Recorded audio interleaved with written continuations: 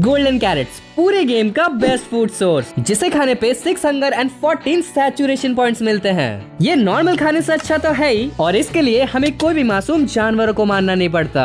लेकिन इसके बावजूद मैक्सिमम प्लेयर्स बस पोक चॉप और स्टीक ही खाते हैं, पर अब इसे बदलना होगा। तो आज हम कलेक्ट करने वाले हैं 1 मिलियन गोल्डन कैरेट्स, जैसे कोई भी गोल्डन कैरेट्स को अवॉइड ना कर सके, और हर एक प्लेयर बस एक ही सही लेकिन गोल्डन कैरेट्स खाना शुरू करे। तो अपना वर्ल्ड क्रिएट हो रहा था और हम काफी ज्यादा एक्साइटेड थे, और लकीली हमें काफी अच्छा स्पॉन मिला। एक ट्री चॉप करके हमने काफी सारे कॉबलस्टोन्स माइन कर लिए एंड अब अपने पास स्टोन के टूल्स हैं। इसके बाद गोल्डन कैरेट्स फार्म करना शुरू करने के लिए हमें एक विलेज चाहिए था। एंड यार, इस विलेज को ढूंढने में कब रात हो गई हमें पता ही नहीं चला। नेक्स्ट डे हमें एक आयरन गोलम दिखा, जिसको मार के हमने आयरन कलेक्ट कर लिया एंड 2 शील्ड बना ली। एंड फिर विलेज के पास वाले फार्म में हमें फाइनली अपना पहला कैरेट मिल गया। लेकिन ये कोई खुश होने की बात नहीं है, मतलब डे 1 ऑलरेडी हो चुका है और अभी तक अपने पास 10,000 गोल्डन कैरेट्स होने चाहिए थे। लेकिन अपने पास है कितने? एक, वो भी कैरेट। तो हमने जल्दी से एक छोटा सा कैरेट फार्म बना लिया एंड होपफुली हमें इससे 10 लाख कैरेट्स मिल जाएंगे। नहीं यार, मजाक कर रहा था। इससे हमें 10,000 कैरेट्स भी मिल जाए ना तो काफी है। तो देखो, बिना गियर के तो हम लोग कुछ भी नहीं कर सकते, एंड इसीलिए हम लोग चले गए काफी सारी माइनिंग करने के लिए, जहाँ पे हमें बहुत सारे आयरन मिल गए। इसके बाद हमने आयरन को स्मेल्ट करके एक आर्मर बना लिया, जिसमें थोड़ा टाइम तो वेस्ट हुआ, लेकिन यार अब हम लोग मरेंगे नहीं।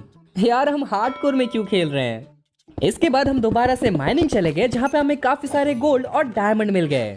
एंड हमें एक डंजन में मिल गया, जहाँ पे एक म्यूजिक डिस्क था, एंड ये म्यूजिक डिस्क ना हमें गोल्डन कैरेट फार्म करने में मदद करेगा। सच में यार, मजाक नहीं कर रहा। अब देखना हम क्या करते हैं। डे 3 को हम घर वापस आ गए, थोड़ी बहुत कैरेट फार्मिंग कर ली एंड अपने पहले 29 गोल्डन कैरेट्स बना लिए। और हाँ, हमें पता है कि अभी तक अपने पास 30,000 गोल्डन कैरेट्स होने चाहिए थे, लेकिन यार ये अपने पहले गोल्डन कैरेट्स है, इन्हें देख के ना अलग ही मजा आ रहा है। फिर गोल्डन कैरेट्स खा के हमें याद आया कि अगर हमें 10 लाख गोल्डन कैरेट्स चाहिए तो हमें नेदर जाना पड़ेगा। तो हमने काफी सारा ऑब्सीडियन कलेक्ट करके एक इंचैंटमेंट टेबल बना लिया और अपने आर्मर को थोड़ा इंचैंट भी कर लिया। अब देखो, आपको भी पता है और हमें भी पता है कि ये फार्म हमें 10 लाख गोल्डन कैरेट्स तो दे नहीं सकता, एंड इतने सारे कैरेट्स के लिए हमें कुछ अलग करना पड़ेगा। एंड इसके लिए अपने पास एक ऑसम आइडिया था, लेकिन उसके लिए सबसे पहले हमने अपने एरिया को क्लियर कर लिया। तो देखो, हम मैनुअली 1 मिलियन कैरेट्स तो हार्वेस्ट कर नहीं सकते, एंड इसीलिए हमें एक ऑटोमेटिक कैरेट फार्म चाहिए था। लेकिन जो फार्म हम बनाने वाले थे ना, उसके लिए हमें एंड सिटी जाना पड़ेगा। तो हमने एक दूसरा कैरेट फार्म बना लिया, जो कि कम कैरेट्स देता है। हाँ, मतलब ऑब्वियसली यार, हमें अभी एंशिएंट सिटी जाके मरने का कोई शौक नहीं है। और भले ये कैरेट फार्म कम कैरेट्स देता हो, लेकिन ये फुल्ली ऑटोमेटिक है और हमें कुछ करना नहीं होगा। एंड ऑब्वियसली बाद में जब अपने पास एक अच्छा गियर रहेगा तो हम उस फार्म को भी बना लेंगे जिसकी हम बात कर रहे हैं। फिलहाल के लिए तो हमें इसी से काम चलाना पड़ेगा। अब देखो, गोल्डन कैरेट्स फार्म करने के लिए हमने एक प्लान बना के रखा है, एंड उसके अकॉर्डिंग हमें इलाइट्रा चाहिए होगा। तो जल्दी से एक नेदर पोर्टल बना के हम चले गए नेदर फोर्ट्रेस ढूंढने। फिर पाई चार्ट का यूज करके हमने एक फोर्ट्रेस ढूंढा और काफी सारे blaze rod and ender pearl collect कर लिए।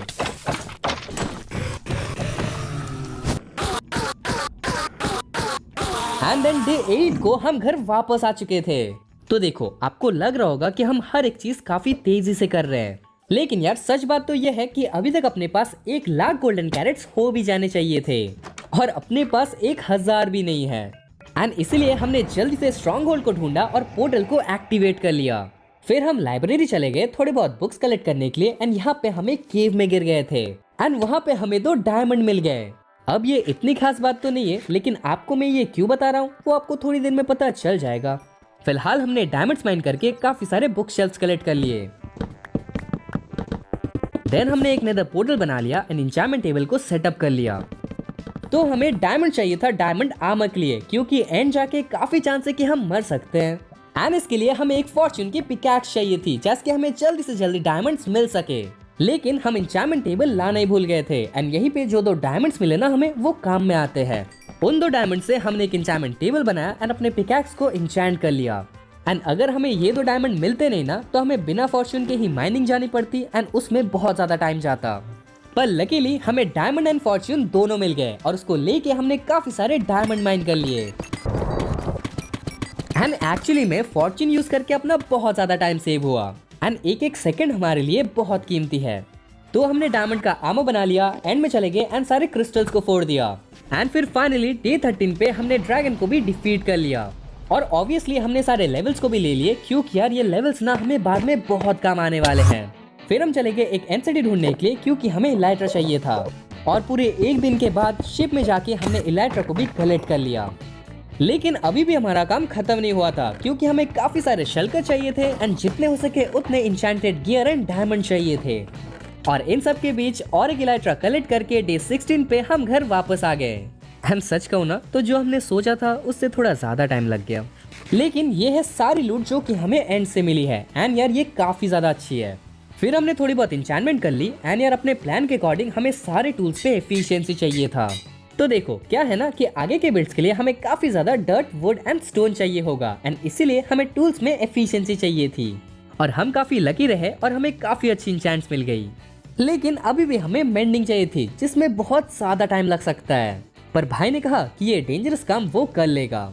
इसके बाद हम चले गए अपने फार्म को चेक करने, जहाँ पे सारे कैरेट्स को कलेक्ट करके हमने गोल्डन कैरेट्स बना लिए। और डे 17 पे हमारे पास थे 76 गोल्डन कैरेट्स।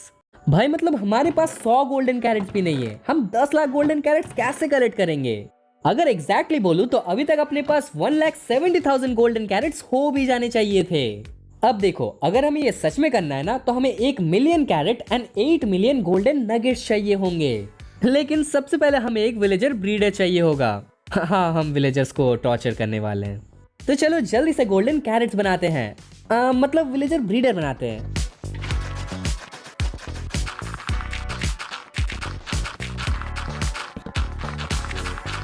And done. तो विलेजर ब्रीडर बनने के बाद भाई को मेंडिंग मिल रहा था, लेकिन जैसे कि ये मेंडिंग बहुत महंगा दे रहा था तो हमने बस एक ही मेंडिंग ट्रेड की।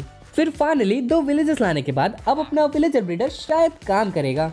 नहीं यार मजाक नहीं कर रहा, हमें इतना ज्यादा टाइम लग गया ना कि अगर ये ब्रीडर काम नहीं करता है तो हमें ये वर्ल्ड डिलीट करना पड़ेगा। तो देखो जैसे कि अपने पास अच्छा गियर है तो अब टाइम आ चुका है उस मेगा ऑटोमेटिक कैरेट फार्म को बनाने का। लेकिन हमें मेंडिंग चाहिए, मतलब अपने पास बस इलाइट्रा में मेंडिंग है और हमारा एक भी टूल टूट जाता है ना तो अपने पास और टाइम ही नहीं है नया टूल बनाने का। एंड इसीलिए एक वीकनेस का पोशन बना के हम चले गए विलेजर को क्योर करने के लिए। अगर हम 20 एमराल्ड के बदले मेंडिंग ट्रेड करते ना तो हमें बहुत ज्यादा टाइम लग जाता, एंड इसीलिए इसको क्योर करना ज्यादा एफिशिएंट था। एंड डे 20 पे फाइनली अपने पास पूरे आर्मर एंड टूल्स में मेंडिंग है। और ये बस दिखाने के लिए नहीं है, ये मेंडिंग ना बाद में बहुत काम में आने वाला है। अब हम फार्म बनाने के लिए तैयार तो हैं, लेकिन सबसे पहले आपको ये दिखाते हैं कि ये फार्म काम कैसे करता है। तो देखो फार्म चूज करने के टाइम हमने काफी सारे फार्म्स ट्राई किए थे। सबसे पहले हमने बनाया था ये बोन मिल कैरेट फार्म, जो कि काफी फास्ट है, लेकिन यार इसे चलाए रखने के लिए बहुत ज्यादा बोन मिल चाहिए और इसलिए हम इसे नहीं बनाने वाले। इसके बाद हमने ट्राई किया विलेजर फार्म, जो कि ऑटोमेटिक तो है लेकिन काफी ज्यादा स्लो है। एंड फिर हम एक के बाद एक फार्म ट्राई करते गए, लेकिन हमें कोई भी ऐसा फार्म नहीं मिला जो कि हमें 1 मिलियन कैरेट दे सके। एंड हम लिटरली हार मान चुके थे, शायद 10 लाख गोल्डन कैरेट कलेक्ट करना पॉसिबल ही नहीं है। लेकिन हम ढूंढते गए और फाइनली हमें ये फार्म मिल गया। एंड मैं गारंटी के साथ कह सकता हूँ ऐसा फार्म आपने पहले कभी देखा ही नहीं होगा। तो ये ऐसे काम करता है कि विलेजर कैरेट को हार्वेस्ट करता है, एले उस कैरेट को कलेक्ट करता है एंड इस नोट ब्लॉक पे फेंक देता है। एंड हमने इस फार्म को मल्टीपल टाइम 1-1 घंटे के लिए चेक किया एंड यार रिजल्ट्स ना इंसेन थे। ये फार्म हमें ऑन एन एवरेज 1 घंटे के अंदर 18 स्टैक्स ऑफ कैरेट्स देता है। और ये तो मैं बस सिंगल लेयर की बात कर रहा हूँ। अगर हम इसे 20 लेयर का बना पाए ना तो ये 360 स्टैक्स पर आवर देगा, जो कि 23,000 कैरेट्स होते हैं। लेकिन इसे बनाने के लिए हमें थोड़े डिफिकल्ट मटेरियल चाहिए, एंड वो है आयरन, विलेजेस, एले एंड स्कल्स सेंसर। और हाँ इस सेंसर के लिए हमें एंशिएंट सिटी जाना पड़ेगा, जहाँ पे हम मर भी सकते हैं, लेकिन अब करना तो पड़ेगा। तो चलो अपने घर चलते हैं। तो इन मटेरियल्स में से विलेजेस तो अपने पास ही है, हमें बस स्कल्स सेंसर एंड एले चाहिए। तो चलो जल्दी से डीप डार्क चलते हैं। और हाँ यार इन सारे फार्म के लिंक डिस्क्रिप्शन में, तो आप जाके देख सकते हो। लेकिन फिलहाल के लिए तो हम चले गए डीप डार्क में, जहाँ पे काफी सारे हमने सेंसर कलेक्ट कर लिए एंड लकीली वहाँ पे कोई वार्डन स्पॉनर भी नहीं था, तो हम बच गए। एंड जैसे कि हम यहाँ पे आए हैं तो हमने अपने टूल्स एंड आर्मर को भी रिपेयर कर लिया। और हमें जब भी आर्मर को रिपेयर करना होगा ना तो हम स्कल्स से रिपेयर कर लेंगे, क्योंकि यार हमें एक्सपी फार्म नहीं बनाना पड़ेगा। फिर हम चले गए एक विलेजर आउटपोस्ट में एंड लकीली वहाँ पे एले भी था। एंड 2 एले को कलेक्ट करके हम घर वापस आ गए। लेकिन यार ये एले ना बहुत ही ज्यादा इरिटेटिंग है। मतलब जब हम इनको घर लेके जा रहे थे तो बार बार एले पेड़ के अंदर घुस जा रहे थे एंड इसकी वजह से लीड टूट जा रहा था। और यार इसकी वजह से ना मुझे काफी ज्यादा टाइम लग गया इसको घर तक लाने में। लेकिन डे 23 पे फाइनली अपने पास सब कुछ था इस फार्म को बनाने के लिए। और हमने कभी एले को सामने से नहीं देखा है, लेकिन यार ये एले काफी वियर्ड लग रहा है। वैसे मैंने आपको कहा था ना कि अपने पास सब कुछ है, मैं झूठ बोल रहा था। अपने पास अभी भी आयरन नहीं है। अब देखो हम टेक्निकली आयरन माइन करने तो जा सकते हैं, लेकिन यार उसमें काफी ज्यादा टाइम जाएगा एंड इसीलिए हम एक आयरन फार्म बनाने वाले हैं। तो चलो जल्दी से इसको बनाते हैं।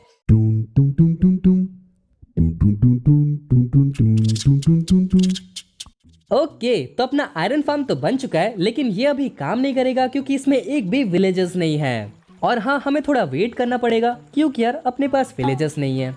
मतलब अपने पास विलेजर ब्रीडर तो है, लेकिन जैसे कि हम फार्म के लिए मटेरियल्स कलेक्ट करने गए थे तो ये चंक लोडेड नहीं था एंड इसलिए विलेजर ब्रीडर कुछ खास काम नहीं किया। लेकिन हम ऐसे तो बैठे नहीं रह सकते क्योंकि अपना एक एक सेकंड बहुत कीमती है। तो हमने क्या किया ना, एक मैनुअल ब्रीडर बनाया, काफी सारे बेड प्लेस कर दिए एंड इनको फीड भी करवा दिया जैसे कि ये ब्रीड करे। और अब होपफुली हमारे पास काफी जल्दी बहुत सारे विलेजर्स हो जाएंगे। अब जब तक विलेजर्स होते हैं तब तक भाई यहाँ पे शुगर केन की फार्मिंग कर रहा था क्योंकि बाद में हमें काफी सारे शुगर केन चाहिए होंगे। और मैं चला गया खाना कलेक्ट करने। वैसे ये कोई नहीं बोलेगा कि हम खुद ही गोल्डन कैरेट की जगह दूसरे खाने को खा रहे हैं। यार हमें गोल्डन कैरेट कलेक्ट करना है, खाना नहीं है। मतलब हम गोल्डन कैरेट खाएंगे भाई, लेकिन पहले कलेक्ट तो कर ले। फिर इसके बाद आगे के लिए हमने एक कैट को टेम कर लिया एंड जैसे की रात हो चुकी थी तो हमने विलेजर्स को भी शिफ्ट कर दिया। और हमें ना फ्यूचर के लिए बहुत इंपॉर्टेंट फार्म चाहिए था एंड उसके लिए हमने 2 कैट्स टेम कर लिए। वैसे अभी तक आप समझ गए होंगे, लेकिन अगर आप नहीं समझे हो ना तो हमें एक क्रीपर फार्म चाहिए। एंड वो क्यों चाहिए ऑब्वियसली आपको बाद में पता चल जाएगा भाई। फिलहाल तो दोबारा से रात हो चुकी थी एंड हम चले गए थे विलेजर्स को शिफ्ट करने के लिए। लेकिन यार यहाँ पे कुछ गड़बड़ हो गई। बहुत सारे विलेजर्स फार्म के बाहर निकल गए थे एंड इनको हमें दोबारा से फार्म के अंदर लाना पड़ा। पर सारी चीजें करने के बाद आयरन गोलम यहाँ पे स्पॉन हो रहा था एंड अब हमें आयरन की टेंशन करने की जरूरत नहीं है। नेक्स्ट डे की सुबह को हमने सारे सामान को कलेक्ट कर लिया था अपने क्रीपर फार्म को बनाने के लिए। और क्रीपर फार्म को बनाने में बहुत टाइम जाएगा, तो ज़िप ज़ैप ज़िंग एंड अपना क्रीपर फार्म भी बन चुका है। और मुझे पता है यार ये ट्रांजिशन का साउंड आपको बहुत पसंद है ना? है ना? ओके तो अपना क्रीपर फार्म भी यहाँ पे काम कर रहा है एंड यार यहाँ पे काफी सारे गन पाउडर्स हैं। मतलब थे नहीं, हमें एक दिन AFK करना पड़ा एंड हमें 1 स्टैक गन पाउडर मिला। फिर हमने अपने पहले वाला ऑटोमेटिक फार्म को देखा जिसमें काफी सारे कैरेट्स कलेक्ट हो चुके थे। तो हमने सारे कैरेट को गोल्डन कैरेट में कन्वर्ट कर दिया एंड अब अपने पास grand total of 94 golden carats हैं। यार हम नहीं कर पाएंगे यार, ये बहुत ज्यादा डिफिकल्ट है। मतलब अभी तक 100 गोल्डन कैरेट्स नहीं हुए हैं, क्या कर रहे हैं यार हम। नहीं यार ऐसे बैठे रहने से तो नहीं होने वाला, हमें ये फार्म ना जल्दी से बनाना पड़ेगा। तो चलो इस अल्टीमेट कैरेट फार्म को बनाना शुरू करते हैं।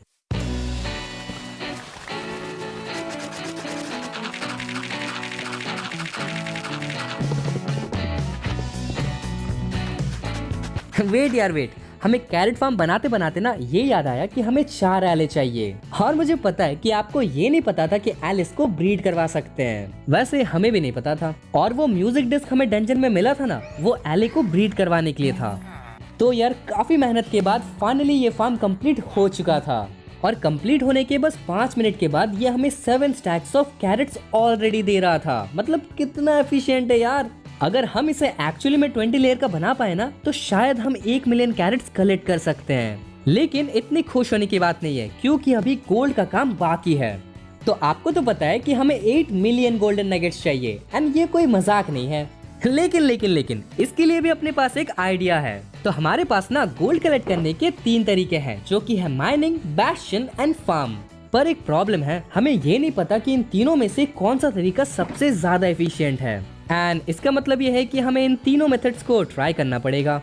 तो सबसे पहले हमें माइनिंग करनी थी, जिसके लिए मैंने भाई को रॉकेट्स दिए और देख रहे हो एले से कितना ज्यादा काम करवा रहा है ये। और इसी टाइम के लिए हमने क्रीपर फार्म बनाया था क्योंकि उसके बिना इतने सारे रॉकेट्स कलेक्ट करना इम्पॉसिबल था। और अब जैसे कि अपने पास सब कुछ था तो हम चले गए गोल्ड की माइनिंग करने के लिए।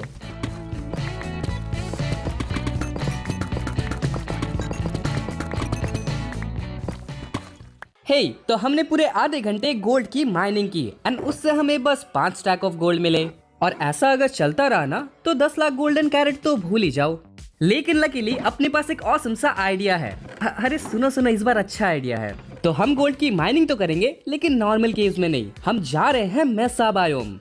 एंड आपको तो पता ही होगा कि मेसा बायोम में कितने सारे गोल्ड रहते हैं एंड शायद से हमारे पास 1 मिलियन गोल्ड भी हो सकते हैं। नहीं मतलब इस चीज का हमें थोड़ा डाउट है, लेकिन बिना ट्राई करके कुछ बोल नहीं सकते एंड इसलिए हम मेसा बायोम चले गए और काफी सारे गोल्ड हमने माइन कर लिए।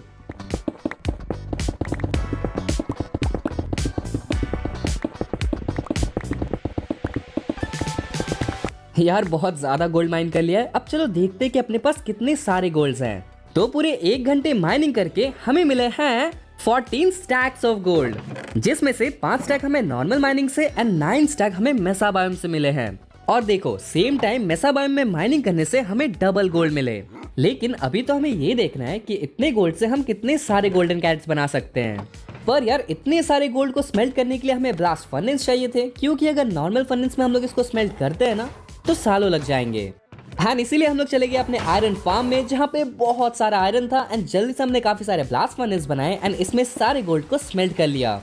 इसी बीच हम चले गए अपनी कैरेट फार्म को चेक करने के लिए, जो कि काफी अच्छा काम कर रहा था। एंड देन हम मैनुअली गोल्डन कैरेट्स क्राफ्ट तो कर रहे थे, लेकिन हमें याद आया कि क्राफ्टर भी तो है एंड इससे अपनी लाइफ ना इजी हो सकती है। मतलब इसमें हमें बस रेसिपी देना है और ये ऑटोमेटिकली गोल्डन कैरेट्स क्राफ्ट कर लेगा और इससे हमारा काम भी बहुत आसान हो जाएगा। तो मैं फ्यूचर का सुबह हूँ और यार ये सब कुछ नहीं होता, ये ऑटो क्राफ्टर ना बेकार है। मतलब हमने क्रिएटिव वर्ल्ड में काफी बार ऑटो क्राफ्टर को ट्राई किया, लेकिन यार ये ऑटो क्राफ्टर बहुत ही ज्यादा स्लो है। लिटरली ये हर सेकंड बस 1 गोल्डन कैरेट क्राफ्ट करता है एंड ऐसे अगर हुआ ना तो 10 लाख गोल्डन कैरेट क्राफ्ट करने को इसको 11 दिन लग जाएंगे, और वो भी इसे 11 दिन लगातार क्राफ्ट करना पड़ेगा। एंड इसीलिए फाइनली हमने ये बनाया द अल्टीमेट ऑटो क्राफ्टर। ये ना बहुत डेंजरस मशीन है और देखो ये कैसे काम करता है। तो आपको इस चेस्ट में गोल्ड के इनगट्स देने हैं, जिसको ये नीचे वाला ऑटो क्राफ्टर गोल्ड के नगेट्स में कन्वर्ट करेगा।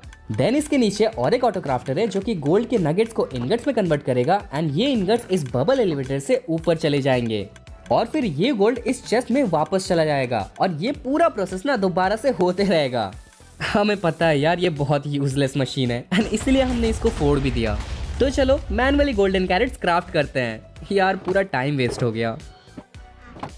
तो यार हमने फाइनली सारे गोल्ड को गोल्डन कैरेट्स में कन्वर्ट कर दिया है एंड ये है वो सारे गोल्डन कैरेट्स जो कि हमने क्राफ्ट किए हैं। तो अपने पास है 1171 गोल्डन कैरेट्स। ओके मुझे पता है ये ज्यादा नहीं है, लेकिन यार फाइनली हम लोग 1000 का मार्क को बीट कर चुके हैं और ये पहली बार है कि हमारे पास 1000 से भी ज्यादा गोल्डन कैरेट्स हैं। लेकिन एक बात तो साफ है, ये माइनिंग वाला मेथड ना कोई काम का नहीं था एंड इसलिए हमें नेक्स्ट मेथड यूज करना पड़ेगा, जो कि है बैस्टियंस। और बैस्टियन से मेरा मतलब ये है कि हम लोग बैस्टियंस जाएंगे एंड वहाँ पे जो गोल्ड ब्लॉक्स रहते हैं ना उसको हम लोग क्राफ्ट करेंगे और वहाँ से निकल जाएंगे। एंड ये भी हमें 1 घंटे तक करना है और देखना है कि ये मेथड माइनिंग से कितना फास्ट है। और बहुत अच्छा हुआ कि हमने एक क्रीपर फार्म बना लिया, क्योंकि यार हमें फायरवर्क्स की बहुत ज्यादा जरूरत है। इसके बाद हम बैस्टियन ढूंढने चले गए जहाँ पे काफी सारे गोल्ड थे एंड सारे गोल्ड को हमने कलेक्ट कर लिया एंड मैक्सिमम चेस्ट्स को हम अवॉइड कर रहे थे, क्योंकि वहाँ पे पिगलिन ब्रूट्स रहते हैं जो कि हमें मार सकते हैं। हम बस बाहर वाले गोल्ड ब्लॉक को ले रहे थे एंड फिर निकल जा रहे थे। पूरे 1 घंटे तक माइनिंग करने के बाद हमारे पास काफी सारे गोल्ड आ चुके हैं एंड इतने सारे गोल्ड है ना कि आपने सोचा भी नहीं होगा। तो अपने पास 5 स्टैक्स ऑफ गोल्ड ब्लॉक्स है, जो कि बहुत ज्यादा है और ये सब बस हमें 1 घंटे के अंदर मिला है। मतलब बैस्टियन माइनिंग नॉर्मल माइनिंग से तो काफी अच्छा है, पर अब हमें सारे गोल्ड को गोल्डन कैरेट्स में कन्वर्ट करना है और देखना है कि अपने पास आखिरकार कितने सारे गोल्डन कैरेट्स हैं। तो गोल्ड को गोल्डन कैरेट्स में क्राफ्ट करने के बाद हमारे पास है इन टोटल 4452 गोल्डन कैरेट्स। तो नॉर्मल माइनिंग से हमें 1000 गोल्डन कैरेट्स मिले, लेकिन बैस्टियन माइनिंग से उसका 3 गुना 3000 गोल्डन कैरेट्स मिले। पर भाई ये फिर भी बहुत कम है। और अगर आपको याद नहीं तो अभी तक अपने पास 4,80,000 गोल्डन कैरेट्स हो भी जाने चाहिए थे, पर हमारे पास तो 4 ही हजार है। पर अब भी 10 लाख गोल्डन कैरेट्स करना पॉसिबल है, क्योंकि अपने पास लास्ट मेथड है एंड वो है एक गोल्ड का फार्म। और अगर ये काम कर जाता है ना तो हमारे पास शायद से 10 लाख गोल्डन कैरेट्स हो जाएंगे। पर अभी इतना खुश मत हो, हमें उतना अच्छे से पता नहीं, लेकिन शायद से हो सकता है। पर गोल्ड फार्म को बनाने से पहले हमें अपने कैरेट फार्म को एक्सपैंड करना था, क्योंकि यार अपना कैरेट फार्म फास्ट तो है लेकिन सिंगल लेयर में ज्यादा कैरेट्स प्रोड्यूस नहीं कर पा रहा। अगर इसमें 2-4 लेयर और आ जाए ना तो बहुत सारे कैरेट्स हो सकते हैं, पर इसमें काफी टाइम लग सकता है। तो हमने दूसरा कैरेट लेयर भी बना दिया है और इसे बनाने के लिए हमें 2 घंटे से भी ज्यादा लग गए हैं। हाँ, लिटरली 2 घंटे से भी ज्यादा। तो देखो, जब हम इस कैरेट फार्म को एक्सपैंड कर रहे थे तो हमें इतने सारे प्रॉब्लम दिखे जो कि हमने पहले सोचे ही नहीं थे। मतलब पहली बात तो ये कि इन एलिस को ऊपर लाना ही बहुत ज्यादा डिफिकल्ट है, एंड दूसरा क्या ना कि ऊपर वाले एलिस नीचे वाले नोड ब्लॉक से सिग्नल ले रहे, जिसका मतलब ये है कि ऊपर वाले एलिस भी ये ट्राई कर रहे कि वो अपने कैरेट नीचे वाले नोड ब्लॉक में ड्रॉप करें। अब मुझे पता है कि आपको कुछ भी नहीं समझा, एंड सच बताओ तो हमें भी इसे समझने में बहुत ज्यादा टाइम लग गया। मेन बात ये समझो कि इसे हमें पहले एक बार क्रिएटिव वर्ल्ड में बना लेना चाहिए था, जैसे कि हम लोग इसके मैकेनिज्म को समझ पाए, लेकिन हमने ऐसा किया नहीं। हाँ, मतलब हम बहुत ज्यादा खुद को प्रो समझते हैं ना, इसीलिए। एंड भाई ने एक बुक बनाया है जो कि हम जब इसको एक्सपैंड करेंगे ना तो काम में आएगा। इसमें हमारी सारी गलतियां लिखी हुई है, अगर आपको पढ़ने का मन है ना तो आप पढ़ सकते हो। फिलहाल तो यार अपना मूड बहुत ज्यादा खराब है क्योंकि अपना 2 घंटा ऐसे ही वेस्ट हो गया। लेकिन ऐसा भी नहीं कि अपना पूरा 2 घंटा वेस्ट हो गया। हमने इसको डबल लेयर का बना दिया है, जिसकी वजह से इसकी एफिशिएंसी 2x हो चुकी है। अब क्या है ना कि हमें गोल्ड फार्म के लिए काफी सारे मटेरियल चाहिए थे, एंड इसीलिए हमने यहाँ पे एक चंक लोडर बना दिया, जैसे कि अगर हम लोग यहाँ से दूर भी रहे तो अपना कैरेट फार्म काम करे। भाई हमें ये बहुत पहले बना देना चाहिए था, क्या पता हम भी क्या करते रहते हैं। पर अब जैसे कि चंक लोडर बन चुका है तो हम यहाँ पे अपना तीसरा लेयर भी बना सकते हैं, एंड उसके बाद हम जा सकते हैं गोल्ड फार्म के लिए मटेरियल्स कलेक्ट करने। तो जब हम इसके तीसरे लेयर को एक्सपैंड कर रहे थे ना तो हमें एक प्रॉब्लम दिखी। हम डर्ट काफी स्लोली प्लेस कर रहे हैं क्योंकि यार हमें क्राउच करना पड़ रहा है, लेकिन इसका एक सोल्यूशन है। अगर अपने पास स्विफ्ट स्नेक होता ना तो हम डर्ट को 2 से 3 गुना फास्ट प्लेस कर सकते थे। एंड ऑब्वियसली जैसे कि इससे काफी ज्यादा टाइम सेव होता तो हम चले गए एंशिएंट सिटी में स्विफ्ट स्नेक ढूंढने, लेकिन यार हम कहीं मर ना जाए। लकीली हमें पहले ही एक डीप डार्क मिल चुका था, एंड उसके पास ही एक एंशिएंट सिटी था। और उसके बाद हमने चेस्ट के बाद चेस्ट, काफी सारे चेस्ट को चेक किया, एंड फाइनली हमें जो चाहिए था वो मिल चुका था। और हाँ, वार्डन भी स्पॉन हो चुका था तो हम इसलिए वहां से भाग गए। पर अब अपने पास स्विफ्ट स्नेक था, एंड अब इजीली हम लोग डर्ट को प्लेस कर सकते हैं। तो अब चलो इस फार्म को एक्सपैंड करते हैं।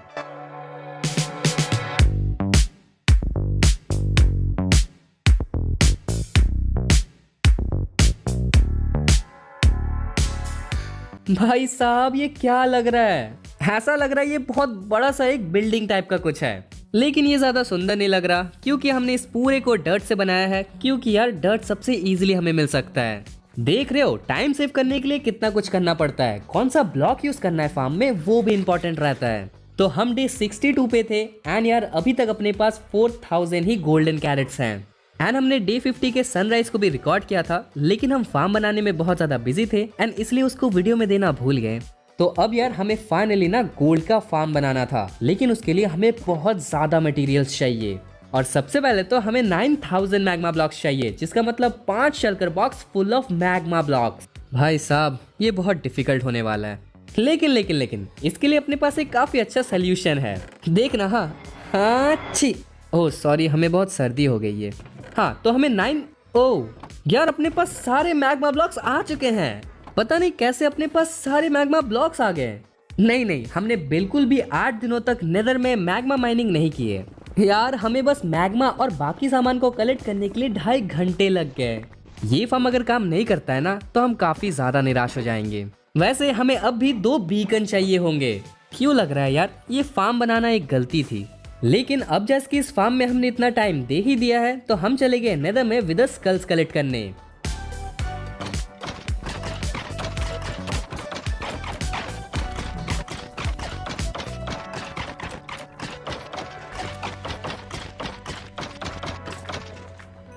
तो सारे हेड्स कलेक्ट करने के बाद हम केव के अंदर चले गए एंड 2 आयरन कॉलम की हेल्प से हमने दोनों विदर को मार दिया।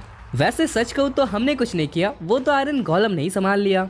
और अपना यहाँ पे टाइम जा रहा है और मुझे डायमंड्स दिख गए तो मैं डायमंड्स माइन करने लग गया। मतलब समझ रहे हो हम कितने लालची हैं। लेकिन डे 75 पे हम नेदर रूफ में आ चुके थे और अब हम फाइनली ये फार्म बना सकते हैं। यार मतलब कितने टाइम से हम इस फार्म को बनाने का बस सोच ही रहे हैं, बना नहीं पा रहे। पर अब चलो फार्म को बनाना शुरू करते हैं।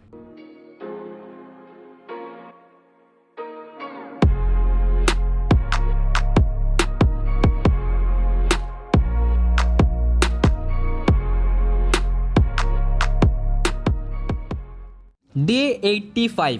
पूरे 10 दिन लग गए हमें इस फार्म को बनाने में, पर इसे देख के लग रहा है कि शायद से ये फार्म वर्थ इट है।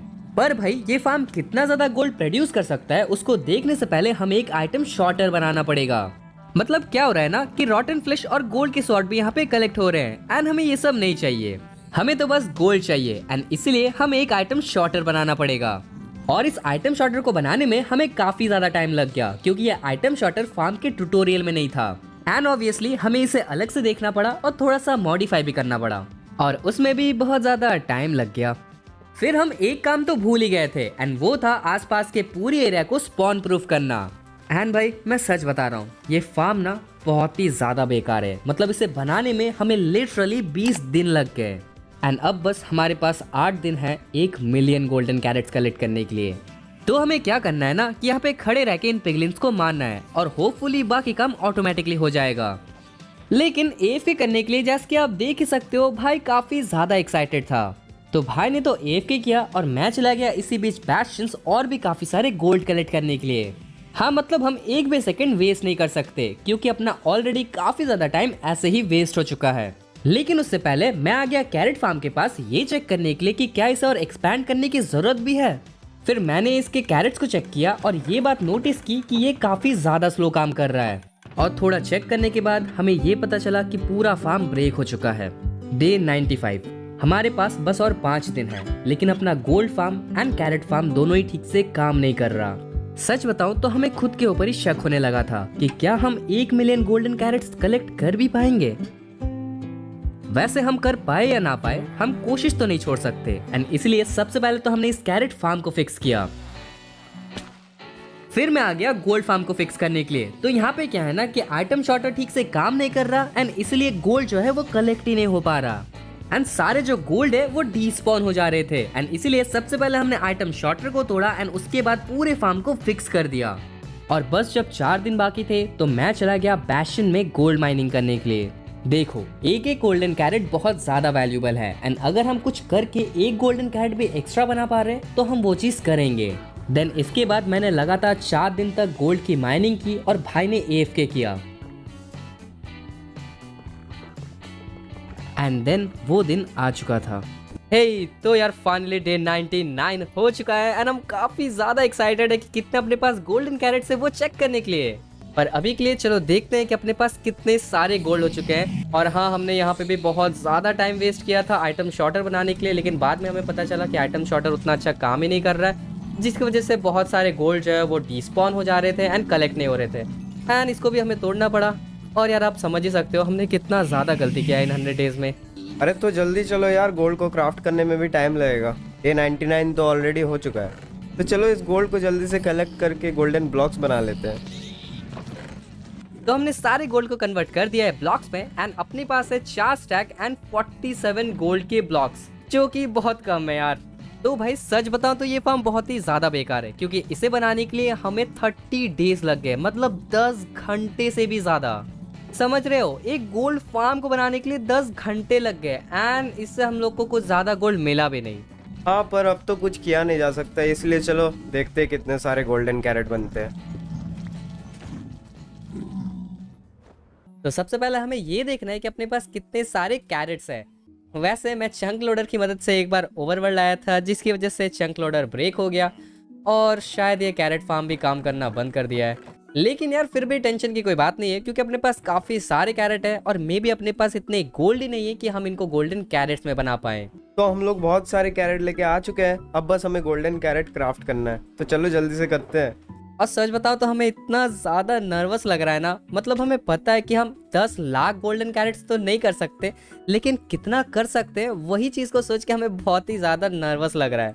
अभी हम स्टैट्स देखें तो अपने पास इन टोटल 4452 गोल्डन कैरेट्स है, 4400 गोल्डन कैरेट्स। एंड अब हमें देखना है कि इन सारे गोल्डन कैरेट्स को क्राफ्ट करने के बाद अपने पास कितने सारे गोल्डन कैरेट्स होते हैं। पर जैसे कि इसमें बहुत ज़्यादा टाइम लगने वाला है तो चलो जल्दी से इसे कर लेते हैं।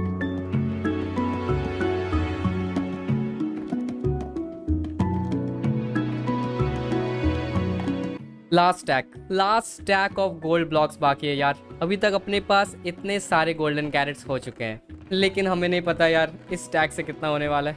हमें स्टैट्स देखने का बहुत ज्यादा मन कर रहा है। चेक करना है यार कि कितने सारे गोल्डन कैरेट्स हो चुके हैं, लेकिन पहले इसे बना लेते हैं। चलो,